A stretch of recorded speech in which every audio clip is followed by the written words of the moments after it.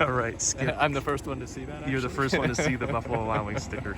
Um, so we do this thing called Best Start, and your start this afternoon was phenomenal. And it was Yeah. what made it even better was that nobody, even in the last two or three groups, got to those depths of par. I mean, what went on there to start the round, and how did you get in that little zone for a while? Well, I mean, it was a great start. I mean, hit in there really close on. Matter of fact, it almost went in for two on number two. Hit a hybrid, just skied it, and I mean, it was right behind the hole. I mean, ended up just tapping in for three. That was a nice way to start. How far was the hybrid?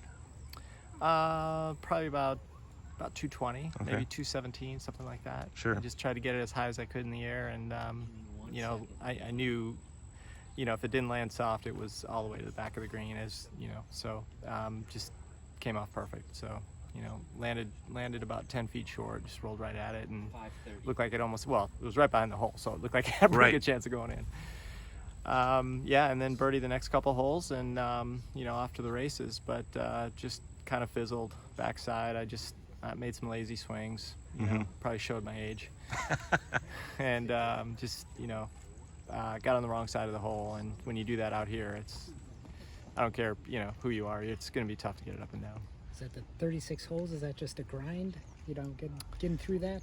Yeah, it is. I mean, we played really pretty quickly this morning. I think it took a little longer this afternoon, so we had to wait a little bit, and that on top of it doesn't help. And so but no excuses. I mean, whatever, I just made some lazy swings and got tired, and But when something like that happens, it's in there. I mean, that's, I think, what's keeps you going, doesn't it? I mean, that's yeah, lately. it's nice. I mean, you've talked about how much you've worked on your game. You've gotten longer off the tee, but you go out there and do something like that, and it's like you've turned back the time. The hands, the clock hands again. It's in there. It's just I think one of the things I tell people is I can shoot 65, but the next day you kind of wake up and you have an out-of-body experience. You're not quite sure what you got. I mean, it's a different body. That's right.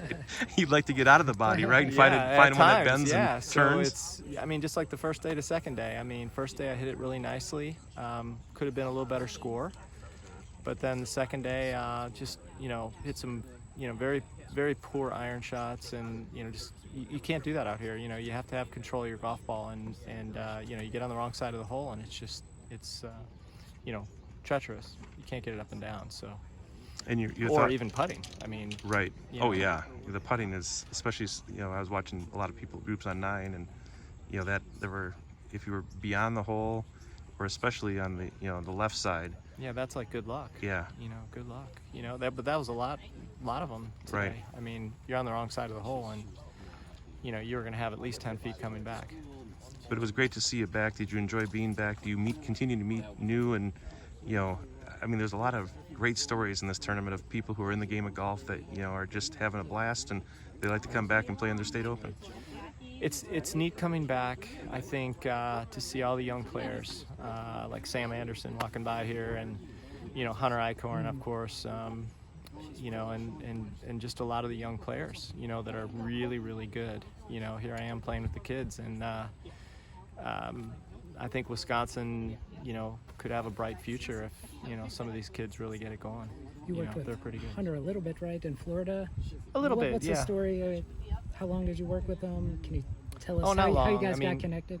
Yeah, well, through Rob and Gary, and he came down for, I don't know, probably 3 or 4 days, and we worked. Haven't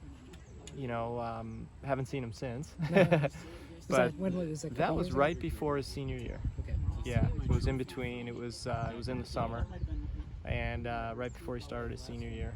And so he's a really good, talented young player, kind of self-made. Mm-hmm. Yeah. And he needs to stay that way.